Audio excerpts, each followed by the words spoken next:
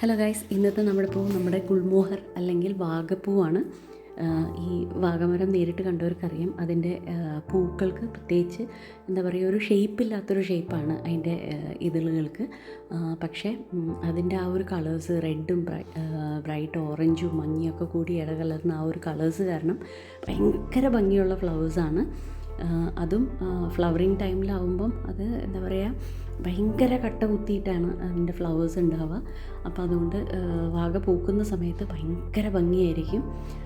നല്ല ഹൈറ്റിൽ വളരുന്ന ട്രീ ആണ്. ഒരു 10-20 അടിയോളം പൊക്കത്തിലിത് വരും. അപ്പോൾ അതുകൊണ്ട് തന്നെ ഒരു ഷെയ്ഡിന് വേണ്ടിയിട്ടും പിന്നെ ഇതിൻ്റെ പൂക്കളുടെ ഭംഗി കാരണം ഒരു ഓർണമെൻ്റൽ ട്രീ ആയിട്ടും ഈ പാർക്കുകളിലും ഗാർഡനിലും കോളേജുകളിലൊക്കെ നട്ട് കണ്ടിട്ടുണ്ട്.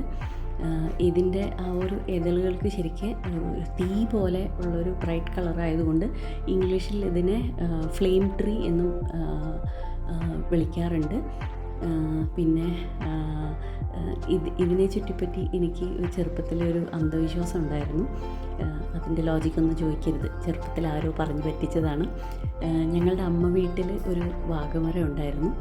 അപ്പം ഇത് ഇങ്ങനെ പൂക്കുന്ന സമയത്ത് പൂവെല്ലാം ഇങ്ങനെ കൊഴിഞ്ഞ് ഈ മരത്തിൻ്റെ അടിയിൽ ശരിക്കൊരു ചുമന്ന കാർപ്പറ്റ് പോലെ അത്രയും പൂക്കളുണ്ടാവും.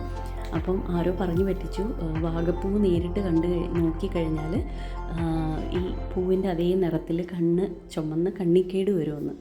അപ്പം ഞങ്ങളുടെ വീട്ടിൽ നിന്ന് റോട്ടിലേക്ക് എത്തണമെങ്കിൽ ഈ ഒരു മരത്തിൻ്റെ അടിയിൽ കൂടെ വേണം പോവാൻ.